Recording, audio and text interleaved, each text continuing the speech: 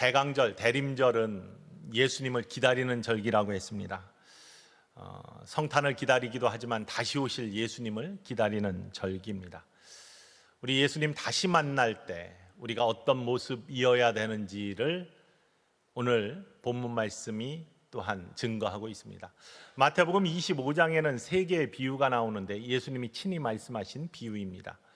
마지막 때 우리가 예수님 다시 만날 때, 예수님이 강림하실 때 우리는 둘 중에 하나이죠. 우리의 물리적인 생명이 끝날 때, 우리의 목숨이 이 땅에서 끝이 날 때 그냥 끝나는 것이 아니라 반드시 하나님 앞에 서게 되고 그 자리에서는 심판이 있고 또 그렇게 만날 때 우리는 구별이 된다라는 것. 아니면 우리가 살아있는 동안에도 우리 주님 다시 오실 수 있는데, 왜냐하면 그때와 시는 아무도 알 수 없기 때문에 우리 주님이 공중에 구름 타고 다시 오실 때 우리는 어떠한 모습이 되어야 될까? 이러한 모습들에 대해서 지난주에 마치 목자가 양과 염소를 구별하는 것처럼 우리는 구분된다. 한 무리는 오른쪽에, 한 무리는 왼쪽에. 오른쪽에 있는 사람들은 영원한 생명을, 왼쪽에 있는 사람들은 영원한 벌을 받게 되는 구별된 모습을 갖는데, 어떤 사람이 오른편에 쓰는 영원한 생명을 선물로 받는 축복의 사람들이냐, 소자 한 사람을 예수님 대하듯이 대하며 특별히 그들이 배고플 때 먹여주고 목마를 때 마시게 하고 줄일 때 또 헐벗었을 때 입혀주고 아플 때 돌봐주고 옥에 갇혔을 때 찾아가 봐주고, 이러한 모습들을 갖는, 그것이 바로 소자 한 사람에게 한 것이 바로 내게 한 것이다 라고 말씀하시면서 예수님께서 예수님의 십자가와 예수님의 은혜가 필요한 곳에 우리들이 그 십자가를 함께 세우고 은혜를 나누어주는 모습, 이게 오른편에서는, 양의 자리에서는 영원한 생명을 얻는 축복의 사람이다. 25장 첫 부분에는 신부에 대한 이야기가 나옵니다. 이 다음 주에 함께 나눌 거인데, 기름을 준비하며 신랑을 맞이할 준비를 하고 있는 사람들, 그리고 중간에 끼어 있는 비유가 바로 오늘 함께 읽은 달란트의 비유입니다. 이 세 가지 비유를 통해서 모두 성경은, 예수님께서는 예수님 다시 만날 때 우리가 이러한 모습으로 나를 만나는 것을 준비하고 있고 기다리고 있고 또 그렇게 되었으면 좋겠다라는 바람을 담은 예수님의 말씀입니다. 우리의 이름이 불려지기 원하시는 간절한 사랑의 마음. 요즘 이제 우리 수학 능력 시험 이렇게 보고 나서 성적표 받아들고 이제 정시 뭐 또 수시 굉장히 복잡하기는 하지만 그런 것들을 해서 대학에 이제 가려고 하는 우리 사랑하는 교회학교 고3 학생들, 또 한 해 또 더 노력한 학생들이 있습니다. 대학에 합격의 이름이 불려질 때 얼마나 기쁘겠습니까? 우리 귀한 영혼들이 기도한 대로 또 노력한 대로 좋은 결과가 있기를 주님의 이름으로 간절히 축원을 드립니다. 그런데 더 중요한 것은 우리가 예수님 다시 만날 때 우리의 이름이 오른편에 선 자로, 구별된 자로 하나님 나라의 백성으로 나팔 불 때, 예수님이 구름 타고 다시 오실 때 우리의 이름이 불려진 거 아니겠습니까? 나팔 불 때 나의 이름, 나팔 불 때 나의 이름, 나팔 불 때 나의 이름, 부를 때에 잔치 참여하겠네. 여러분, 나팔 불 때 여러분의 이름이 불려져서 잔치에 참여하는 축복의 사람들 모두 되기를 주님의 이름으로 간절히 축원을 드립니다.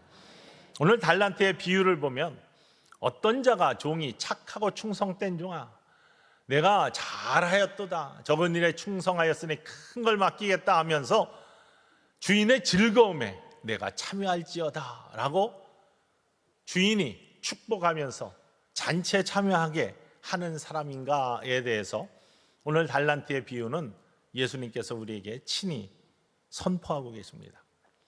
주인이 마치 타국에 갈 때 자기의 종들에게 소유를 맡기는 모습으로 달란트 비유는 시작이 됩니다. 14절 말씀인데 함께 읽어볼까요? 또 어떤 사람이 타국에 갈 때 그 종들을 불러 자기 소유를 맡김과 같으니 종들을 불러 자기 소유를 맡겼어요. 주인의 소유를 종에게 맡기는 겁니다. 자기의 재능대로, 종의 재능대로 어떤 사람들에게는 5달란트, 어떤 사람에게는 2달란트, 어떤 사람에게는 1달란트를 맡겼어요. 금 5, 2, 1달란트. 구별하기 위해서 그렇게 분명하게 이렇게 비유로 말씀을 하시는 것이죠. 그런데 금 5달란트를 받은 사람은 그 5달란트 받고 지체하지 아니하고 일하기 시작해요. 장사를 해가지고 5달란트를 더 벌었다 그러고 했습니다. 2달란트 받은 사람도 마찬가지로 장사를 해서 2달란트를 더 벌어서 4달란트를 만들었습니다. 그런데 1달란트 받은 사람은 그것을 받고 나서 고민을 합니다. 주인의 뜻이 뭘까? 그러다가 이걸 잃어버리면 주인한테 혼날 테니 땅을 파고 그것을 땅에다 묻습니다. 주인이 올 때까지 아무것도 하지 아니하고 잘 보관을 합니다. 이러한 모습이 오늘 성경에서 이야기하고 있는 예수님의 달란트 비유입니다. 그런데 주인이 다시 오죠. 예수님이 다시 오시는 것처럼, 우리가 주님 앞에 다시 만나게 되는 것처럼 우리는 예수님을 만나게 되어 있습니다. 주님 다시 만날 때 주인이 다시 돌아왔습니다. 주인이 다시 돌아와서 하는 일은 다른 것이 아니라 결산하는 겁니다. 히브리서의 말씀처럼 한 번 죽는 것은 정해진 것이고 그 후에는 심판이 있다고 했는데 심판대 앞에 서면 결산하는 겁니다. 19절에 그렇게 되어 있습니다. 읽어볼까요?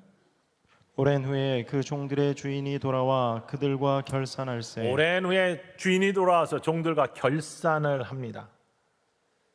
이 결산할 때 5달란트 받은 자는 주인 앞에 나가서 제가 5달란트를 받았는데 열심히 일해서 5달란트를 더 벌었습니다. 여기 10달란트입니다.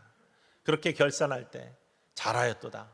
착하고 충성된 종아, 내가 적은 일에 충성하였으니 많은 것으로 맡기겠다 라고 하면서 너는 주인의 즐거움에 참여할지어다 라고 그를 칭찬하십니다. 2달란트 받은 자도 마찬가지로 주인한테 나가서 제가 2달란트를 주인께서 주셨는데 2달란트를 더 벌었습니다. 잘하였도다. 착하고 충성된 종아, 내가 적은 일에 충성하였으니 많은 것으로 내게 맡기겠다.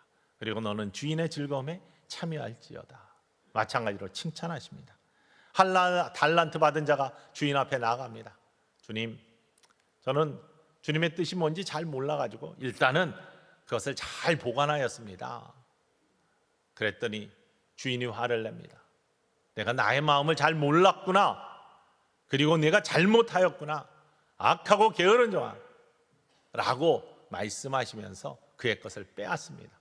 그리고 바깥 어두운 데로 내쫓아서 울며 이를 갈게 하는 징벌을 내립니다. 이것이 비유의 모습입니다.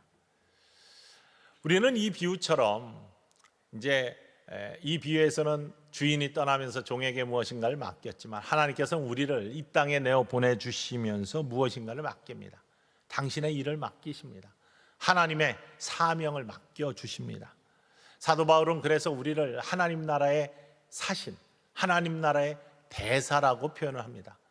하나님 나라의 사람인데 이 땅에 보내시면서 대사가 뭡니까? 사신이 뭡니까? 하나님 임금을 대신하여, 왕을 대신하여, 또 대통령을 대신하여, 그 나라를 대신하여 권한을 가지고 다른 나라에 가서 그 나라를 대표하여 무엇인가 일을 하는 사람들, 하나님 나라를 대신하여 이 땅에 와서 하나님 나라를 위하여 일하는 사람들, 하나님 나라의 대사, 하나님 나라의 사신이다.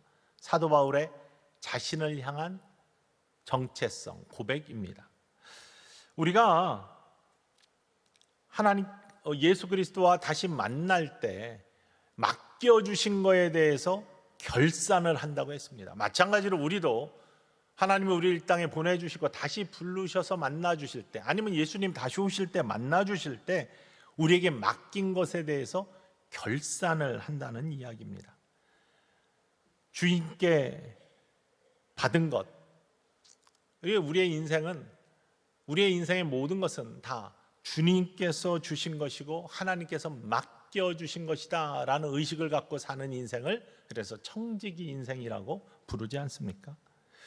주님 다시 만날 때 너 뭐 했냐? 라고 이렇게 물으실 때 우리는 그것을 결산이라 하는데, 우리가 대답할 것은 무엇인지 지난주에도 함께 나누었지만 이번 주에도 함께 이 귀한 예수님의 비유의 말씀을 통해서 주님 다시 만남을 준비하는 우리들의 모습이 되기를 간절히 소망합니다. 본문의 말씀은 칭찬받은 두 명과 예수님 주인으로부터 책망받은 한 사람의 모습을 이야기하고 있습니다. 칭찬과 책망의 차이점, 두 부류의 구별점은 무엇인가 라는 것을 오늘 이 시간 우리가 함께 살피면서 영적인 비밀과 비결을 함께 나누기를 원합니다. 첫 번째는요, 주인이 자기의 소유를 우리에게 맡기신다. 하나님이 하나님의 소유를, 하나님의 사명을 우리에게 맡기신다라는 분명한 신앙 고백이 있는 것이 하나님 나라의 백성의 모습이라는 사실입니다. 우리가 가진 것 모든 것이 하나님께로부터 왔다. 우리가 가진 모든 것이 하나님이 맡기신 것이다 라는 분명한 신앙 고백이 우리에게 있어야 됩니다. 그것이 착하고 충성된 종의 고백이고 모습입니다. 주인의 것을 주인의 것으로 인정하고 알아들이는 것, 이것이 종의 기본입니다. 일꾼의 기본입니다. 내가 주인의 자리에 서려고 하는 순간 이것이 망가지게 되어 있습니다. 오래전에 무슨 영화인지 드라마인지 잘 기억이 안 나는데요, 부모님이 세탁소를 운영하세요. 그런데 세탁소를 운영하시는데 딸이 있는데 딸이 어떤 귀한 자리에 나가야 돼요. 근데 입을 만한 옷이 없어요. 굉장히 중요한 자리고 귀한 자리라. 근데 그때 마침 누군가가, 어떤 부자가 이렇게 옷을 하나 맡겼는데 정말 스페셜한 옷이에요. 딱 보니까 딸이 입으면 쫙 어울릴 것 같고 맞을 것 같아. 어머니가 야, 이거 입고 가. 주인 모르게 그냥 잠깐 입고 갔다 오면 돼. 그리고 깨끗하게 세탁해서 놓으면 아무도 모를 거야. 딸이 안 된다고 처음에는 하다가 하도 강권하니까 그걸 입고 나갔어요. 근데 거기에 그 주인이 있는 겁니다. 특별히 그 옷은 명품의, 그것도 리미티드 에디션으로 나온 그런 몇 벌 안 되는 옷이라 주인이 금방 알아보는 거예요. 그래가지고 망신살이 뻗치는 모습이 이렇게 나오는 것들을 바라보았습니다. 여러분, 내 삶의 주인이 누구인지, 우리가 복음이라 할 때 복음의 정수, 복음의 핵심은요, 나의 인생의 주인이 내가 나의 삶의 왕 노릇하는 것이 아니라 우리 구주 예수 그리스도의 영이 내 안에 계셔서 나의 주인이 되심을 고백하는 것이 복음의 사람들의 모습임을 기억하시기를 주님의 이름으로 간절히 축원을 드립니다. 나의 소속이 어디인지, 나는 누구인지를 분명히 고백할 수 있는 사람, 우리는 그리스도의 일꾼이다, 그리스도의 종이다. 너는 이는 택하신 족속이다, 왕같은 제사장이다, 거룩한 나라다, 그의 소유된 백성이다, 그의 소유된 백성이다. 사도 베드로가 믿음의 사람들을 향하여 너희는 이런 사람이다, 우리의 정체성, 우리의 소속을 분명하게 하나님께 소유된 백성이다. 베드로전서 2장 9절 말씀 고백해 볼까요? 그러나 너희는 택하신 족속이요 왕같은 제사장들이요 거룩한 나라요 그의 소유가 된 백성이니 이는 너희를 어두운 데서 불러내어 그의 기이한 빛에 들어가게 하신 이의 아름다운 덕을 선포하게 하려 하심이라. 아멘. 그의 소유된 백성이다. 내가 누구인지, 내가 그리스도의 일꾼이면, 종이면 분명하게 고백할 수 있는 사람, 그게 바로 충성된 종의 기본입니다. 내 소속이 어디인지. 우베 군목 목사님의 한 이야기를 듣고서 얼마나 많이 웃었는지 모릅니다. 군목이 되려면 신학교 1학년 때 시험을 보고 합격을 하면, 졸업한 다음에 또 밀려 있으면 대학원까지도 졸업한 다음에 이제 삼사관학교에 가가지고 군목 훈련을 받습니다. 몇 개월 동안 훈련을 받는데, 삼사관학교에 군목의 훈련에 받을 때 경례 구호가 충성이랍니다. 군목 되시는 분들도 가가지고 열심히 훈련을 받고 이제 임관을 하는데, 보통 예전엔 소위로 했는데 이렇게 밀려 있을 때 대학원 졸업하고 가면 중위로 임관을 합니다. 그래가지고 이제 자대로 가는 거죠. 부임지에 가가지고 신고를 또 하는데, 이 후배 군목 목사님이 삼사학교에서 충성하면서 열심히 훈련을 받고 몇 개월이 지난 다음에 8사단으로 이제 임지를 간 겁니다. 팔사단 나오신 분들은 알겠지만 그 부대는 경내 구호가 다릅니다. 돌격입니다. 돌격. 그런데 충성 하다가 팔사단에 가서 처음으로 사단장 앞에서 중위로서 이제 전입 신고를 하는데 경례부터 해야 되는데 당연히 돌격인지 알고 딱 섰는데 하도 입에 충성이 배워서 경례를 하면서 충 했답니다. 그런데 딱 생각하기 돌격인데 이 생각이 싹 스쳐가면서 충격 그랬답니다. 정말로 충격스러운 사건이었대요. 병사 같으면 뭐 큰일 날 일인데 사단장이 씩 웃더니 아이고 금몽 목사님 오셨습니까 하면서 그냥 그렇게 지나가더랍니다. 그 이야기를 하면서 내 소속이 어디인지 잘못 얘기했다. 정말 충격을 많은 사람들에게 줬고 충격스러운 사건이었다고 이야기하더라고요. 누가 주인인지 어디에 소속되어 있는지 이거 분별하지 못하면 망하게 되어 있습니다. 우리가 하나님 나라의 백성으로 그의 나라의 소유된 백성으로 삶을 산다는 거 잊지 마시기를 주님의 이름으로 간절히 축원을 드립니다. 옷을 거는 것이 옷걸이잖아요. 옷걸이가 그런데 나는 옷보다 나를 빼어나게 하겠어 라고 하면서 옷걸이가 보석이 박히고 옷걸이가 옷 밖으로 나와 있으면 제대로 옷걸이의 역할을 감당하지 못하는 겁니다. 주인 있고 종이 있습니다. 옷이 있고 옷걸이가 있습니다. 우리가 어떠한 사명을 감당해야 될지 구별할 수 있는 지혜가 있는 우리 모두가 되기를 주님의 이름으로 간절히 축원을 드립니다. 두 번째 모습이 뭐냐면 일꾼이 조심해야 할 것들을 오늘 비유해서 우리에게 보여주고 있습니다. 일꾼으로서 종으로서 우리가 조심해야 될 게 뭐냐? 특별히 감정을 다스릴 수 있어야 됩니다. 어떤 감정이냐? 섭섭함, 두려움 같은 감정입니다. 1달란트 받은 자는 실패한 종이었습니다.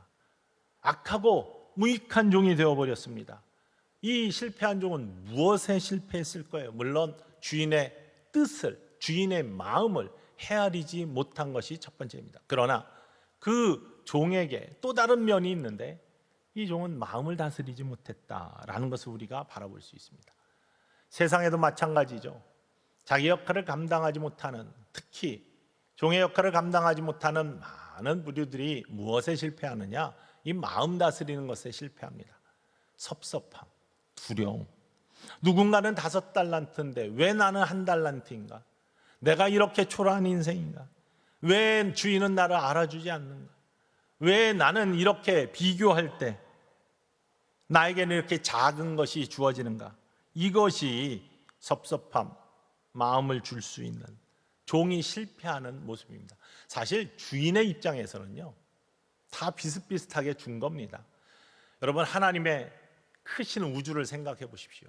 얼마나 많은 인생들이 이 땅에 있고 얼마나 많은 믿음의 사람들이 이 땅에 있습니까? 모두에게 다 각각 다른 분량의 달란트들을 주십니다. 그런데 하나님의 입장에서 보면 다 그게 작은 거예요. 큰 하나님의 소유 속에 작은 것들을 나누어 주시는 거잖아요.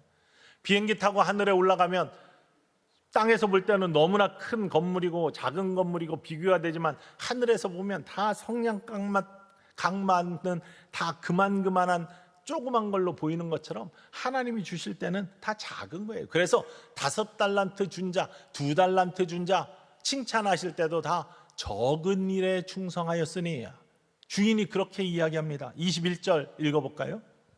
그 주인이 이르되 잘하였도다 착하고 충성된 종아, 내가 적은 일에 충성하였음에 내가 많은 것을 내게 맡기리니 내 주인의 즐거움에 참여할지어다. 내가 하고 적은 일에 충성하였다 라고 말해요. 5달란트나 줬는데 주인의 입장에서는 작은 겁니다. 2달란트도 마찬가지입니다. 23절 말씀 읽어볼까요? 그 주인이 이르되 잘하였도다 착하고 충성된 종아, 내가 적은 일에 충성하였음에 내가 많은 것을 내게 맡기리니 내 주인의 즐거움에 참여할지어다. 하고 주인의 눈에는 작은 것을 준 것 같지만 종은요, 얼마를 받았던 주인이 준 것이기 때문에 그것을 작은 것으로만 여기지 않는 것, 이게 바로 믿음입니다. 하나님이 주신 것은 어떠한 것을 주셨건, 어떠한 달란트를 주셨건, 어떠한 사명을 주셨건, 어떠한 은사를 주셨건 그거는 참 소중한 것입니다 라고 주인이 준 것을 믿고 그 믿음 가운데 하나님이 주신 꿈을 함께 꾸며 이뤄가는 비전이 있는 사람들. 이 주인이 주신 것을 작다고 해서 작은 것을 작은 것으로만 여기는 사람은 믿음 없는 사람이죠. 이 작은 것을 하나님이 꿈꾸시는 큰 것으로 이루어가기 위해 하나님의 꿈에 나를 드리는 사람들이 진짜 믿음의 사람들이고 축복의 사람들이고 착하고 충성된 종이 될 수 있다는 사실을 믿으시기를 주님의 이름으로 간절히 축원을 드립니다. 천국에 대해서 예수님이 비유로 말씀하시면서 천국 마치 겨자씨 하나일 만한 그러한 것인데 라고부터 출발합니다. 작다는. 근데 그게 심겨져 나무가 되고 큰 나무가 되어서 새들이 와서 깃들 만한 것, 처음에는 작아 보이지만 그게 커져서 많은 이들에게 위로를 주고 힘이 되는 것. 작다고, 처음에 출발이 작다고 작은 것으로 여기는 것이 아니라 큰 나무가 될 수 있음을 꿈꾸면서 그것들을 이루어 나가는 사람들, 이게 믿음의 사람이고 축복의 사람임을 기억하시기를 주님의 이름으로 간절히 축원을 드립니다. 이런 것들을 방해하는 것이 바로 섭섭함과 두려움입니다. 그래서 첫 번째로 섭섭함을 다스려야 됩니다. 말씀드린 대로 알아주지 않는 거. 왜 나를 안 알아줘? 더 많이 줘야지, 더 많이 맡겨야지. 마귀의 치명적인 공격이 바로 이 섭섭함입니다. 특별히 남들을 바라보며 비교하기 시작할 때, 왜 하나님께서는 저 사람에게 나보다 더 많은 달란트를 주시고 은사를 주셨지? 나보다 더 많은 가진 것이 왜 이렇게 많아? 나는 왜 이렇게 초라해 보여? 이럴 때 섭섭한 마음이 들기 시작합니다. 비교하기 시작할 때, 2달란트 가진 자가 비교하기 시작할 때 섭섭한 마음이 들 수 있어요. 1달란트 가진 자가 비교하기 시작할 때 섭섭한 마음이 들 수 있어요. 그러나 이 섭섭함을 이긴 자는 성공한 자이고 이기지 못한 자는 실패한 자가 되는 거예요. 하나님께서 맡기신 일 그 자체가 소중하다, 이 자체가 하나님의 꿈을 꾸는 축복의 통로다라는 것을 믿으면서 그 믿음 가운데 뚜벅뚜벅 걸어가는 것이 믿음의 사람이고 충성된 종의 모습이라는 사실입니다. 제가 대학 다닐 때 정말 많은 책들을 읽었는데요. 그런 책 중에는 뭐 인문학 책들도 있고 사회학 책들도 있고 또 추리 소설도 있고 수많은 책들을 막 다양하게 읽어댔습니다. 그 중에 또 하나가 만화책인데요. 이현세라는 만화가가 쓴 만화를 거의 다 읽은 것 같아요. 너무나 감동적인 만화가 많아요. 그리고 심지어는 대학교 다닐 때 이 만화책을 읽고 같이 세미나를 한 적도 있어요, 친구들하고. 정말 이렇게 도전적인 그러한 그리고 만화를 잘 그리세요. 근데 그분이 그런 말씀을 하시는 적이 있습니다. 자기가 만화를 처음 시작할 때, 젊었을 때 친구 중에 천재 친구가 있었대요.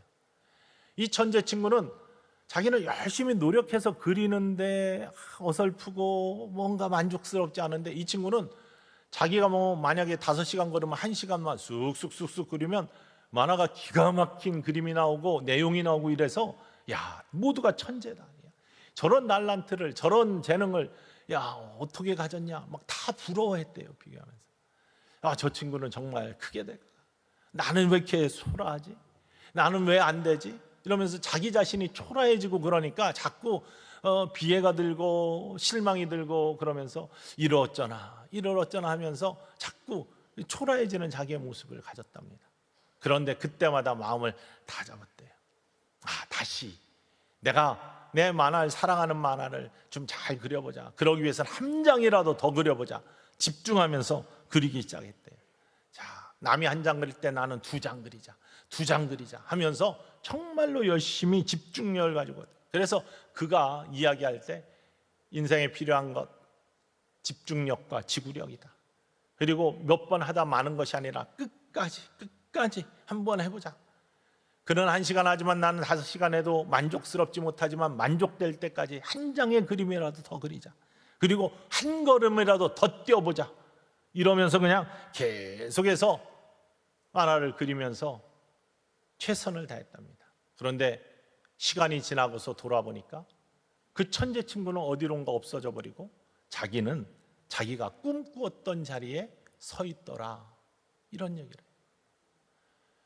여러분, 주어진 것을 비교해서 실망하고 포기하면 아무것도 남지 않지만요, 그래서 그 섭섭한 마음에, 그 안타까운 마음에 자기 자신의 길을 중단해버리면 아무것도 남지 않지만, 비교하지 아니하고 나의 것에 최선을 다하며 사랑하는 것에 최선을 다하며 하나님이 맡겨주신 사명에 최선을 다하며 그것을 소중하게 여기며 집중하고 끝까지 지구력을 가지고 나아가면 하나님이 꿈꾸었던 자리에 함께 서 있게 하시는 축복을 주실 줄 믿으시기를 주님의 이름으로 간절히 축원을 드립니다. 어떤 분들은 이렇게 말씀하세요. 내가 보니 저분은 하나님이 놀라운 재능을 주시고 은사를 주시고 달란트를 주셔서 뭘 하기가 참 좋은데 나는 목사님 아무것도 없어요. 아무것도 없어. 난 재능도 없고요, 저는 능력도 없어요. 그러니 어떻게 해요? 하나님은요, 우리를 부르실 때 다 쓰실 만해서 부르셨다니까요. 사명을 주신다니까요. 달란트가 크건 작건 간에 다 소중한 주인의 것을 나누어 주셨다니까요. 그런데 그 소중함을 잃어버리면, 비교하면서 섭섭한 마음이 들기 시작하면 아무 소용이 없어집니다. 청년들이 이런 이야기를 하는 걸 들을 수 있어요. 나는 다른 사람에 대해서 머리도 나빠요. 재능도 없어요. 미래가 보이지 않아요. 30이 넘었는데 취업도 못하고 여전히 비틀거리고 있습니다. 목사님, 원래 인생이 비틀거리면서 가는 겁니다. 형통하게 쫙 퍼져있는 인생들 별로 없습니다. 가다가 막히면요, 헤매기도 하고 헤매기다 다시 길을 발견하면 그 길 가는 겁니다. 어려워서 넘어졌다가도 다시 일어나서 가는 거고, 비틀거리면서 가다 보면은 하나님께서 인도하시는 온전한 곳에 서 있는 축복을 맞이할 수 있는 겁니다. 비틀거린다고 가지 않고 서 있고 정체되어 있는 것이, 아무것도 하지 않는 것이 죄이지, 비틀거리면서 가는 것은 축복입니다. 그러니 내가 가진 것이 적다고 섭섭하거나, 비교할 때 나는 연약하다고 섭섭한 마음, 나를 안아주지 않는다는 섭섭한 마음, 이것들을 이겨내실 수 있는 믿음이 있기를 주님의 이름으로 간절히 축원을 드립니다. 그것이 믿음입니다. 우리는 토끼와 거북이 달리기 경주의 이야기를 너무 잘 알고 있습니다. 진짜로 뛰면은 토끼가 이길 수밖에 없는 경기, 거북이의 입장에서는 야, 이거 말도 안 되는 이러한 경기를 나한테 시켜 라고 하죠. 섭섭하죠. 이거는 되지도 않는 경기인데. 그런데 거북이는 꾸준히 갑니다. 꾸준히 달립니다. 달리는 것 같지 않게 달립니다. 토끼는 뛰다가 중단합니다. 낮잠을 잡니다. 아무 일도 하지 않습니다. 결과가 어떻게 됩니까? 꾸준히 걷는 자가, 꾸준히 뛰는 자가 승리하게 되어 있습니다. 특별히 오늘 본문 말씀에서 2달란트 가진 자의 멋진 모습을 우리는 주목해야 됩니다. 보통 이 달란트의 비유를 이야기할 때 5달란트, 1달란트가 강조가 되죠. 비교가 되니까. 근데 이 2달란트 가진 자도 잘하였도다, 착하고 충성된 종아, 똑같은 칭찬을 받고 주인의 즐거움에 참여하라고 우리 주인께서 칭찬하신 종입니다. 2달란트 한번 비교해 보십시오. 5달란트와 1달란트 중간에 껴 있습니다. 그런데 5달란트보다는 훨씬 적어요. 한 달란트와 거의 유사합니다. 1달란트와 2달란트, 거기서 거기입니다. 그런데 이 2달란트 가진 자는 1달란트 가진 자보다 내가 많아 우쭐거리지 않아요. 5달란트 가진 자보다 내가 적어 섭섭하지도 아니에요. 그저 주인이 주신 것, 그것을 소중하게 여기며 자신의 일을 최선을 다해 한 사람이 2달란트 가진 사람입니다. 맡겨진 것에 집중하면서 맡겨진 것으로만도 감사하는 사람, 2달란트 가진 자. 이 자가 충성된 종의 모습입니다. 내가 어느 정도인데 나한테 2달란트밖에 안 줘. 나는 3개도 4개도 심지어는 5개 이상도 감당할 수 있는데, 이런 태도가 아니라는 거예요. 준 거 그 자체로 감사하며 거기에 집중하는 사람, 그게 바로 2달란트 가진 자의 위대함이고 칭찬받는 충성된 종이 된 모습입니다. 섭섭함을 이길 수 있는 믿음이 있는 사람. 일꾼은요, 작은 것을 크게 볼 줄 아는 사람이라는 거죠. 왜? 주인이 준 거니까. 우리 믿음의 사람들은 아무리 작은 사명도 크게 볼 줄 아는 사람. 왜? 하나님의 꿈이 담겨 있는 사명이니까. 그게 바로 믿음이라는 것을 기억하시기를 주님의 이름으로 간절히 축원을 드립니다. 두 번째 다스려야 될 감정은 두려움입니다. 두려움 다스리기. 큰 바다로 나가려면 큰 파도를 헤쳐나가야 됩니다. 제가 한번 연합회 회장을 하면서 타교단 목사님들과 함께 멕시코로 선교를 간 적이 있습니다. 선교를 가가지고 선교지 둘러보고 또 그러면서 캔쿤에 잠깐 들렸습니다. 캔쿤에 있었을 때 선교사님이 저기 가면 조그만 섬이 있는데 그 섬에 하루 다녀오시면 참 좋을 것 같습니다 해가지고 이 섬으로 가게 되었는데 그 지역에 있는 작은 어선을 갖고 있는 본인이 알고 있는 사람을 소개해 줬어요. 이 이름도 베드로예요. 그런데 그분을 소개해 줘가지고 그 작은 배를 타고 이제 섬에 가게 되었습니다. 목사님 부부들이 배를 타고 처음엔 즐겁게 이야기를 하면서 갑니다. 카브리의 바다, 옥색의 아주 아름다운 바다를 이제 항해를 해서 나가기 시작합니다. 그런데 조금 나가니까 이 깊은 바다가 갑자기 훅 나오면서 시커매지기 시작합니다. 그럼 파도가 엄청나게 큰 파도가 부딪히기 시작하는데 배 부딪히는 그 충격이 몸으로 그대로 전해지면서 두려움이 확 몰려오는 거예요. 모두가 똑같이 느끼는 두려움이에요. 정말로 신나게 이렇게 이야기하며 떠들고 있다가 장로교 목사님이 가장 먼저 그러더니 우리 돌아가야 되는 거 아니에요? 우리 돌아가야 되는 거 아니에요? 그러면서 계속해서 돌아가자는 거예요. 순모 목사님 말씀 잘 하시는 목사님이 계속 말씀하시고 계셨는데 갑자기 어느 순간 말씀이 뚝 끊어졌어요. 가만히 계세요. 근데 이 베드로는 그냥 자기가 늘 가던 곳이니까 아무렇지도 않게 그냥 웃으면서 쓱쓱 가는 거예요. 그 부푼 센 파도를 거치고 쓱 나가니까 정말 아름다운 섬이 딱 나타나더라고요. 거센 파도를 헤치고 나가지 않으면, 깊은 바다로 나가지 않으면 더 나은 것들을 경험할 수 없다는 것이죠. 이것들을 이루어 나가는 것들이 두려움을 이기는 것이 종의 모습입니다. 하나님이 우리에게 사명을 주셨습니다. 이 사명을 주실 때 우리는 두려움이 생길 수밖에 없습니다. 왜냐하면 모든 하나님이 주시는 사명은 사단마귀가 공격하기 때문이에요. 그것들을 이루는 것들을 방해하기 때문입니다. 그래서 모든 사명에 환난이 있습니다. 어려움이 있습니다. 그러니 이것들을 이겨나가야 되는데 이김은 어디에서 오냐? 믿음에서 오는 거죠. 어떻게? 하나님이 함께 하신다. 하나님이 함께 하신다. 늘 말씀드리지만 내가 사망의 음침한 골짜기를 다닐지라도 해를 두려워하지 않을 것. 두려움을 이기는 것 주께서 나와 함께 하심이라. 죄 지팡이와 막대기가 나를 아니하십니다. 이 믿음이 두려움을 이기는 힘입니다.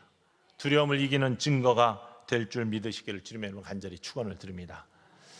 배가 언제 가장 안전하지 아십니까? 배는요 정박해 있을 때 가장 안전해요. 항해하지 않을 때, 항구에 그냥 가만히 있을 때 가장 안전합니다. 그런데 배를 만들 때 항구에 그냥 가만히 정박해 있으라고 만듭니까? 아니잖아요. 항해하라고 만듭니다. 다 목적을 가지고 만드는데 그 목적은 배는 바다에 떠서 항해하는 겁니다.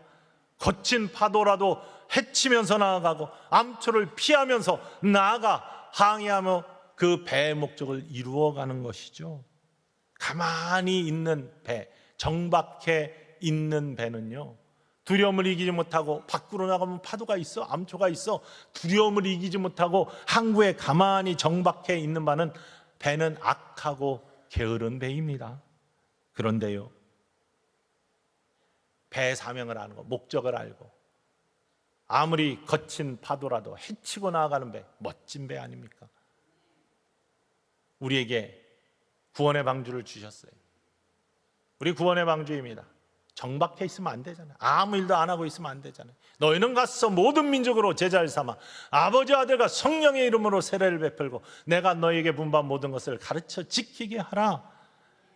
아무리 두려움이 있고 높은 파도가 있고 암초가 있다 할지라도 항해에 나가는 거예요. 그래야 착하고 충성된 배입니다. 구원의 방주입니다. 정박해 있으면 쓸모없는 배, 악하고 게으른 배가 될 수밖에 없습니다. 우리가 날이 갈수록 이번에도 보니까 성인 세례, 아동 세례, 유아 세례, 입교 다 해서 거의 40명이 되는 사람들이 이제 그 준비를 하고 있어요. 아무리 어려워도 세상이 자꾸 세속화돼 가고 우리의 구원의 지경을 넓히는 것을 방해할지라도 구원의 방주는 정박해 있지 아니하고 항해해 나가는, 두려움을 이기는 축복의 교회가 될 줄 믿으시기를 간절히 소망합니다. 돈을 잃을까 봐 아무 일 안 하면 안전하죠. 그러니 감추어 두었어요. 주인의 뜻을 몰라요. 그러니 감추어 두었어요. 그에게 주어진 말은 악하고 게으른 종아, 내가 내 마음을 몰랐구나. 그러니 밖으로 쫓아내. 울며 이를 갈미 있을 거야 라고 주인이 이야기합니다. 종다운 모습을 잃어버리면 거기에는 하나님의 책망이 있습니다. 일을 안 하는 것이, 사명을 감당 안 하는 것이, 그냥 정박해 있는 것이 종다운 모습을 잃어버리는 거예요. 돈을 잃어버렸다, 열심히 일하다, 주인 건데요, 주인이 책임지시는 겁니다. 우리 한 달란트 굉장히 그래도 중요해요. 왜 두렵냐? 때로는 한 달란트는 6천 데나리온에 해당하는 돈입니다. 금 한 달란트는 6천 데나리온은 하루 일당이 한 데나리온이거든요. 요즘 예전이나 지금 다 다르지만 하루에 10만 원이 하루 일당이라고 하면 6억에 해당하는 돈입니다. 6억. 그러니까 주인이 맡긴 돈이 그렇게 작진 않아요. 주인의 입장에서는 작지만 종의 입장에서는 이게 대단한 겁니다. 두렵죠. 그러니 5달란트는 30억, 금 한 달란트는 34kg이래요. 예전하고 지금하고 금값이 다르니까 시세로 이렇게 환산할 수는 없습니다. 아주 큰 금액입니다. 그런데 이런 큰 것을 맡기는 이유는 주인이 종을 신뢰하기 때문에. 누가 6억을 30억을 맡깁니까? 신뢰하니까 맡기는 거예요. 종에게는 참 두려운 일이 될 수밖에 없습니다. 그리고 힘든 과정일 수 있어요. 떨리는 일이죠. 우리에게 맡긴 하나님의 사명은 하나님 나라의 일이기 때문에 우리에게 버거울 수 있습니다. 우리에게 두려울 수 있습니다. 하지만 이 어려운 일이라 할지라도 하나님이 나와 함께 하신다. 두려움과 섭섭함을 이기는 힘은 믿음이라니까요. 하나님이 동행하신다는 믿음을 가지고 그 길을 가면은 정박해 있지 아니하고 항해하는 배처럼 나아가면 멈춰서지 아니하고 끊임없이 걸어가는 우리들의 모습이 된다면 시편 126편 기자가 고백하는 것처럼 5절과 6절 이 말씀이 우리의 삶에도 그대로 이루어지기를 주님의 이름으로 축원을 드립니다. 읽어볼까요? 눈물을 흘리며 씨를 뿌리는 자는 기쁨으로 거두리로다. 울며 씨를 뿌리러 나가는 자는 반드시 기쁨으로 그 곡식단을 가지고 돌아오리로다. 아무리 두려워도 때로는 비교할 때 나를 왜 이렇게 작은 일을 맡겨? 라고 섭섭한 마음이 들게 할지라도 이기고 다스리고 주님 주신 거 소중한 거 이거 이루어야지 하나님의 기쁨이 되는 거. 어떠한 방해가 있어도 나는 이 일을 이루는 꿈을 주님과 함께 꿀 거야 라고 하면서 끊임없이 걸어가는 인생, 기쁨으로 단을 거두는 축복의 인생. 주님 다시 만날 때 착하고 충성된 종아, 내가 적은 일에 충성하였으니 내가 많은 것을 맡기겠고 내가 주인의 즐거움에 참여할지어다 라는 음성 듣는 우리 천성의 모든 믿음의 식구들 되시기를 주님의 이름으로 간절히 축원을 드립니다. 기도합시다.